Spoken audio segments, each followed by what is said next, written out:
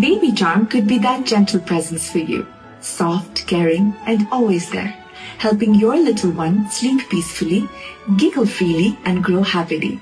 Baby Charm diaper, बच्चाहरूको पहिलो मुस्कान, पहिलो पाइला र पहिलो निन्द्राको लागि भरोसा योग्य छ.